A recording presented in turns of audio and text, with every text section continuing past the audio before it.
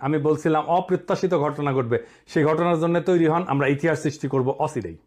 ইতিহাসে আমরা বারবার দেখছি যখন জাতি প্রস্তুত তখন নেতার আগমন অনিবার্য হয়ে যায়। আমি তো চাই বিএনপির আলতাফ হোসেন চৌধুরী ভাই উনি জিতে আসেন, ইয়াংদের মধ্যে শহীদুদ্দিন চৌধুরী আইনি জিতে আসুক, আমি এটা চাই। কিন্তু রুমিন ফারহানা হারুক, হাবিবুর রহমান হাবিব হারুক, ফজা পাগলা হারুক। আমি যদি ইলেকশনের আগে দেশে যেতে পারি, আমি আলতাফ ভাইয়ের এলাকায় গিয়ে ক্যাম্পেইন করে দিয়ে আসবো, যেন উনি যেতে ধানের শীষের ক্যাম্পেইন করে দিয়ে আসবো। আগামী ফেব্রুয়ারিতে নির্বাচন হবে কিনা তা নিয়ে অনেকের সন্দেহ আছে, আমারও আছে। এর মধ্যে নাসিরউদ্দিন পাটোয়ারি তো ঘোষণায় দিছে যে ফেব্রুয়ারিতে নির্বাচন হবেই না। তবে আমি সবাইকে ফেব্রুয়ারিতে নির্বাচনের টার্গেট নিয়ে প্রস্তুতি নিতে বলি। এরা না বললে আবার বিএনপি ওয়ালারা বলবে আমি নির্বাচন পিছাইতে চাই। তবে এই নির্বাচনে কি হবে তা নিয়ে আমি এক সপ্তাহ আগে বলছিলাম যে এই নির্বাচনে খেলা হবে, অপ্রত্যাশিত ফলাফল হবে। এডিটর সাহেব এনার দেখা দেন, নাহলে ব্যাক ফাপড় নিতেছি। উনি আশায় আছেন একটা ভালো নির্বাচন দিতে পারবেন, দিতে পারলে ভালো, তবে আমি খুব ভরসা পাইতেছি না। তবে এই নির্বাচনে খেলা হবে, অপ্রত্যাশিত ফলাফল হবে, আমি আগেই বলে রাখতেছি। দেখেছেন? আর আল্লাহর কি কাম, এটা নতুন জরিপ আসিছে। আসেন আমরা আগে সেই জরিপের ফলাফলটা দেখে আসি। 12% মানুষ বিএনপিকে ভোট দিবে বলিছে, 10.4% মানুষ জামাতে ইসলামীকে ভোট দিবে বলিছে, মানে 10.5% মানুষ। 7.3% মানুষ আওয়ামী লীগকে ভোট দিবে বলিছে, এবং 2.8% মানুষ, মানে প্রায় 3%-এর মতো মানুষ এনসিপিকে ভোট দিবে। তবে কাকে ভোট দিবে এ বিষয়ে এখনো সিদ্ধান্ত নেয়নি 48%-এর বেশি মানুষ। অন্যদিকে জরিপে কাকে ভোট দিতে চায় তা বলতে রাজি হয়নি 14.4% মানুষ। এটা BRAC Institute of Governance and Development BIGDর একটা জরিপ। 8 মাস আগে গত অক্টোবর মাসে একই প্রশ্ন করা হয়েছিল এবং এরাই এই স্টাডিটা করছিল। সেখানে 16.30% মানুষ বিএনপিকে ভোট দিতে চেয়েছিল। এইটা সে গতবার আর এইবারটা একটু পাশাপাশি দেখেন তাহলে বুঝবে যে কেমন কমিছে। 11.30% মানুষ জামাতকে ভোট দিতে চাইছিল এবং 2% মানুষ এনসিপিকে ভোট দিতে চাইছিল। তার মানে জরিপ অনুযায়ী 8 মাস পরে বিএনপি এবং জামাতের ভোট কমিছে, এনসিপির সামান্য কিছু বাড়িছে। তবে 62% মানুষ এই রাজনৈতিক দলগুলোকে ভোট দেবে না, তাই না? কারণ তারা হয় বলতে রাজি হয়নি, অথবা তারা এখনো সিদ্ধান্ত নেয়নি। এরা এই 1 বছরে তাদের উপর থেকে আগের সমর্থন হারে সরাই ফেলছে, আরো ফেলবে। বিএনপির জনসমর্থন, দলের জনসমর্থন 26.32% কমিছে। হে প্রভু হরিরাম কৃষ্ণ জগন্নাথ প্রেমানন্দী, ইয়া ক্যা হুয়া? এডিটর সাহেব হে অরিজিনালটা শুনে দেন একটু। हे प्रभु हे हरि राम कृष्ण जगन्नाथ प्रेमानंदी, ये क्या हुआ? गलाव से पानी आ गया, गामछा भी खुल गया मेरा, लगती ये देखिए। হ্যাঁ, সাপ্রি ইনস্টিটিউট অফ ক্রিটিক্যাল থিঙ্কিং এর হোয়াটসঅ্যাপ শাখার গলা পর্যন্ত পানি আগা। বিএনপিকে জিততে পারবে, তারা মনে করতেছে পারবে, কারণ আওয়ামী লীগের এই 7.3% ভোট তারা নিবে।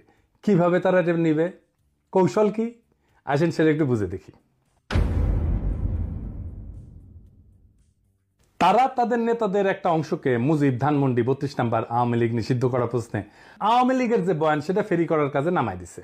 আমরা জানি এই যে শেখ রুমিনুর রহমান, ফজা পাগলা, হাবিবুর রহমান হাবিব, এরা তো কেন্দ্রীয় পর্যায়ে, এমনকি জেলা পর্যায়ে, উপজেলা পর্যায়ে পর্যন্ত আওয়ামী লীগের ভোটার, বিশেষ করে হিন্দু সম্প্রদায়ের কাছে তারা একই বয়ান ফেরি করিচ্ছে। শুনেন, এটা বগুড়ার শাহ আলম সাহেব করছে।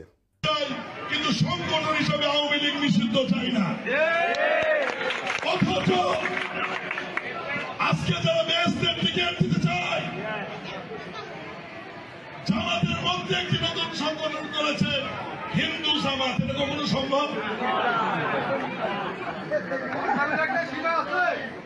তারা এবং নতুন একটি রাজনৈতিক দল মিলে 3 দিনের ভুয়া আন্দোলন করে স্বাধীনতার নেতৃত্বকারী একটি রাজনৈতিক দল, বাংলাদেশের সবচেয়ে পুরনো একটি রাজনৈতিক দল, সেই দলকে বাংলাদেশে নিষিদ্ধ করেছে, যেটা রাজনৈতিক ভাবে সঠিক সিদ্ধান্ত হয়েছে বলে আমি বিএনপির একজন কর্মী হিসেবে মনে করি না।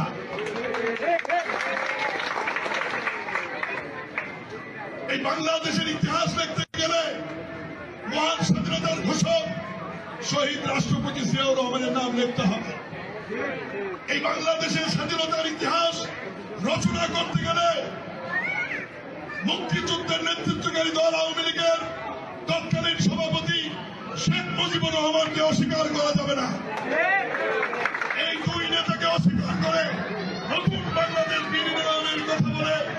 তো তাতে হয়তো এই 7%-এর 4-5% ভোট পাইতেও পারে, কিন্তু এটা পাইতে গিয়া আরো 8-10% নিজস্ব ভোট সে হারাবে।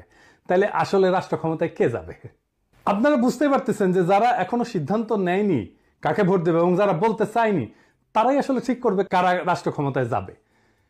তো যাই হোক, এইটা আলোচনাটা বিস্তারিত আসার আগে বিএনপি দলটা কিভাবে ফাংশন করে সেটা একটু বুঝাই। তাইলে এই যে কেন এই রুমিনুর রহমানরা এই কাজ করে এটা বুঝতে পারবেন, এবং কিভাবে তারেক রহমানের নিরঙ্কুশ নিয়ন্ত্রণ নিশ্চিত হয় দলের মধ্যে এটা বুঝতে পারবেন। আর এই পদ্ধতিটা বিএনপির সবচেয়ে বড় দুর্বলতা।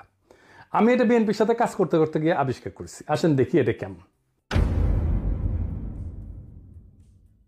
বিএনপিতে দুইটা কাজ করে। এক, সোশ্যাল কনফ্লিক্ট, যেটা সমাজে যে দ্বন্দ্বটা আছে সেটাকে ইন্টারনালাইজ করে ফেলে, মানে সেটা নিজের ভিতরে ঢুকে ফেলে, দলের ভিতরে ঢুকে ফেলে। মানে ধরেন সমাজে আওয়ামী লীগের রাজনীতি চলবে কিনা, এটা নিয়ে একটা দ্বন্দ্ব আছে, তো সেটাকে সে দলের মধ্যে নিয়ে ফেলে। আওয়ামী লীগের রাজনীতি করা উচিত এমন একটা দল তৈরি করে নিজের দলের মধ্যে এই মত প্রচার করবে, আর তার বিপরীতে আরেকটা দল তৈরি করে যারা ভিন্ন মত প্রচার করবে। এটি হইতেছে এক্সটার্নাল কনফ্লিক্টকে ইন্টারনালাইজ করা। কি সুবিধা পায় এতে? সে মনে করে যে এক্সটার্নাল যে কনফ্লিক্ট এটা তো ম্যানেজ করা ডিফিকাল্ট, এক্সটার্নাল কনফ্লিক্টকে আমি যদি ইন্টারনাল করে ফেলি সেটাকে আমি কন্ট্রোল করতে পারবো ইজিলি, কারণ আমি তো নেতা, আমার কথা দুই পক্ষই শুনবে। তো আমি এই আলোচনাটা দলের মধ্যে থেকে করব এবং আমি এটাকে নিয়ন্ত্রণ করব। বুঝতে পারছেন? মানে সমাজের যে বিতর্ক সেটা আমি নিজের দলের ভেতরের একটা ইন্টারনাল বিতর্ক করে ফেলবো। দলের ভেতরে যদি আমি ইন্টারনাল, সমাজ তো আমার কথা শুনে না, তো দলের ভেতরে যদি আমি ইন্টারনাল কনফ্লিক্টটা নিয়ে আসি তাহলে দলের লোক সবগুলো আমার কথা শুনতে বাধ্য হবে। আর একটা বিষয় হইতেছে যে এরা একজনকে আরেকজনের পিছিয়ে লাগিয়ে দেয়। এই যে কনফ্লিক্টটা দলের ভেতরে নাই সেটা তৈরি করে। আমাকে এই যে ওয়াহিদুজ্জামান অ্যাপোলো একদিন বলে ফোন মেরা যে বিএনপির অনেক লোক বলে যে আপনি রয়ের এজেন্ট। হ্যাঁ, তার মানে কি বুঝেছেন? তো তার মানে এটাই যে শুনে হয় আমি বিব্রত হব বা সংকুচিত হব বা ভয় পাবো, এবং আমি একটা আশ্রয় খুঁজবো, আমাকে এমন একটা মহাশক্তির কাছে পাঠাবে যে আমাকে আশ্রয় দেবে, অথবা সেই আশ্রয় দেবে। তার মানে বুঝেছেন তো? বা সেই বলবে আরে ব্যাপার না, আমি দেখতেছি, আমার উপরে ছেড়ে দেন। হ্যাঁ, তো সে তার দলের লোকদের উপর আনুগত্যটা কেনে, তারা এটা চাপে ফেলে ভয় দেখায় আনুগত্য আদায় করে। এটা বিএনপির কৌশল। যাই হোক, এই যে এক্সটার্নাল কনফ্লিক্টটাকে ইন্টারনালাইজ করে ফেলা, এটা তার নির্বাচনে আওয়ামী লীগের ভোট টানার একটা কৌশল। তো যাই হোক, এখন এই যে নির্বাচনে জরিপ, এটার প্র্যাকটিক্যাল ফলাফলটা কি? প্রথম ফল হইতেছে বিএনপি আগামী সরকার গঠন করতে পারছে কিনা এটা বিরাট সন্দেহের মধ্যে পড়ে গেল। ধরেন এনসিপি আর জামাত ঐক্য হইল, ওইদিকে বিএনপি নিজের ভোটের সাথে আওয়ামী লীগের ভোট আর জাপার ভোট মিলে একটা হাড্ডাহাড্ডি লড়াই হইল। তাও কি বিএনপি বা এনসিপি জামাত ক্ষমতা আসতে পারতেছে? না, পারতেছে না। কারণ 62.5% মানুষ জামাত, বিএনপি, এনসিপি কাউরে এই 62.5%-এর ভয়েস হয়ে উঠতে পারবে যারা, তারাই আগামী সরকার তৈরি করবে। তাইলে কিভাবে এটা গড়ে উঠবে? বাংলাদেশ একটা রাজনৈতিক ফ্রন্ট গড়ে উঠবে। প্রকৃতি শূন্যতা পছন্দ করে না। এই 62% মানুষের একটা ফ্রন্ট গড়ে উঠবে। এই মানুষকে ভয়েস দিতে হবে। এই ফ্রন্ট দেশের নির্বাচনে জিতে আসবে। কিভাবে? ধরেন কয়েকটা ব্রড ইস্যুতে যদি একটা ঐক্য হয়। 1 নাম্বার, বাংলাদেশে ভারতীয় আধিপত্যবাদের অবসান হবে। 2 নাম্বার, স্বাধীনতা, সার্বভৌমত্ব, জাতীয় মর্যাদা এবং আঞ্চলিক অখণ্ডতা অক্ষুণ্ণ রাখতে হবে। 3 নাম্বার, আওয়ামী ফ্যাসিবাদের চিরস্থায়ী অবসান ঘটাইতে হবে। 4 নাম্বার, একটা ইনসাফ ও সাম্যের বাংলাদেশ বানাইতে হবে। তো এই ইস্যু নিয়ে যদি ফ্রন্ট হয় তাহলে এই 62.5% সেই ফ্রন্টের সাপোর্টার হয়ে যাবে। এন্ড কইতে পারেন এমন কোন ফিগার আছে যে এই ফ্রন্টের নেতৃত্ব দিতে পারবে? আছে, অনেকেই আছে। আমি আজ একজনের নাম বলবো, মাহমুদুর রহমান। উনি এই ফ্রন্টের নেতৃত্ব যদি দেন সবাই ওনার পাশে এসে দাঁড়াবে।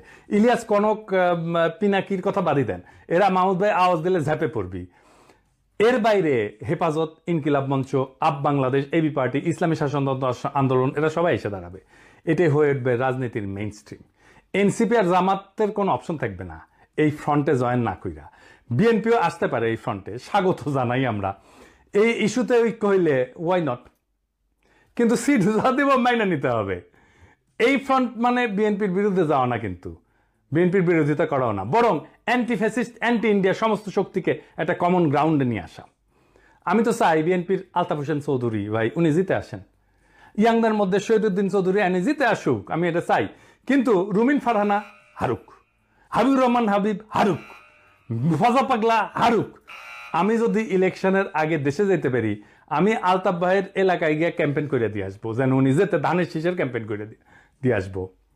আমার ক্যাম্পেইনের দরকার নাই ওনার জেতার জন্য, উনি এমনি জিতবেন, কিন্তু আমি যাব আমার নিজের মনের শান্তির জন্য যাব, যে আমি আলতাফ ভাইয়ের ইলেকশনে কিছু কাজ করেছিলাম। তো এই যে ফ্রন্ট, এর ফ্রন্টের সুবিধা কি হবে? এই ফ্রন্টে রাজনৈতিক দলের মাতবরি থাকবে না। রাজনৈতিক দলগুলোকে কিন্তু দেশের মানুষ পছন্দ করে না, বিশ্বাসও করে না। সেজন্য রাজনৈতিক দল অ্যান্টি হাসিনা লড়াইয়ের নেতৃত্ব দিতে পারেনি। এটা মাইনে নিতে হবে সবাইকে। এই ফ্রন্ট 2024-এর বিপ্লব যারা করছে সেই রকম একটা জনগণের ফ্রন্ট হইয়া উঠবে। রাজনৈতিক দল যা খুশি তাই করতে পারবে না। এনসিপির বালখিল্যতা, জামাতের রাজনৈতিক ভুল, অন্য ছোট দলের ন্যাশনাল ইম্প্যাক্ট তৈরি করার অক্ষমতা সব দূর হয়ে যাবে। এক নতুন আশায় দেশবাসী বুক বাঁধবে, সারা দেশে এক নতুন আশার সঞ্চার হবে। আমরা কলা গাছ যদি দাঁড় করাই দিই, বেশিরভাগ আসনে তারা জিতে আসবে। আমরা বিএনপির ট্রু ন্যাশনালিস্ট নেতাদের আসনে কোনো প্রার্থী দেব না। আমাদের মার্কা হবে বাম্বু। বাম্বুর দাবরা নিতে দেশকে আবার সঠিক রাস্তায় নিয়ে আসবো। এই 62% থেকে বাংলাদেশের আগামীর রাজনীতি উত্থিত হবে। এখন প্রশ্ন হচ্ছে, মাহমুদ ভাই কি রাজনীতিতে এভাবে আসতে রাজি হবেন? না, হবেন না। ওনারা যারা চেনেন তারা জানেন উনি হবেন না। এই ভিডিও দেখার পরে উনি আমার ফোন দিয়ে ঝাড়ি দিবেন, বলবেন এসব কি পাগলামি শুরু করিস, আমি আমার দেশ নিয়ে আসছি, আমার বয়স হয়েছে। তো যাই হোক, উনি যাই বলুক। সক্রেটিস বলছিলেন সেই নেতাই শ্রেষ্ঠ নেতা যে অনিচ্ছুক নেতা। মাহমুদ ভাই অনিচ্ছুক নেতা, তাই উনার বাংলাদেশের সেরা নেতা হওয়া সম্ভব।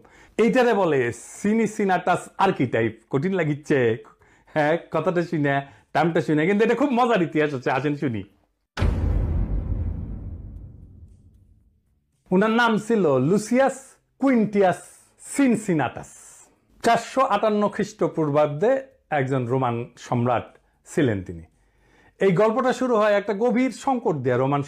রোমান সেনাবাহিনী কনসাল মিনুসিয়াসের অধীনে প্রতিবেশী উপজাতি ইকুইদের দ্বারা অবরুদ্ধ হয়ে পড়ে এবং ধ্বংসের মুখোমুখি হয়। রোম শহর আতঙ্কিত হইয়া যায়। এই চরম মুহূর্তে সিনেট মরিয়া হইয়া, উনি প্রাক্তন সেনাপতি ছিলেন সিনসিনাটাস, ওনাকে সম্রাট হিসাবে নিয়োগের পক্ষে ভোট দেয়।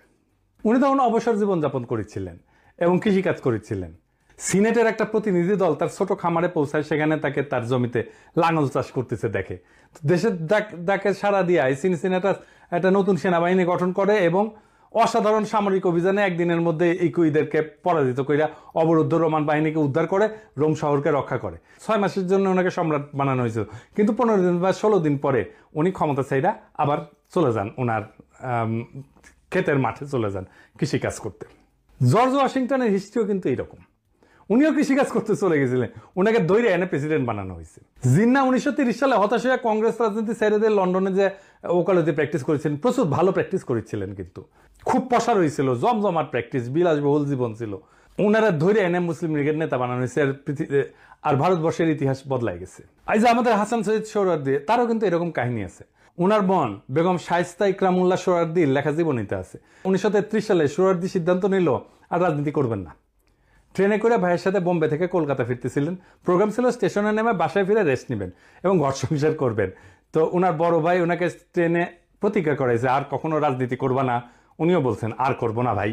তো যাই হোক, হাওড়া স্টেশনে নামার সাথে হাজার হাজার মানুষ ওনাকে ঘিরে ধরে আল্লাহু আকবর, সোহরাওয়ার্দী জিন্দাবাদ স্লোগান দেওয়া শুরু করে। ওনার মাথায় নিয়ে মিছিল করা শুরু করে। কাম শেষ, উনি রাজনীতিতে স্থায়ী হয়ে যান। ইতিহাস বদলে যায়। আমার উপরে ছাইরা দেন।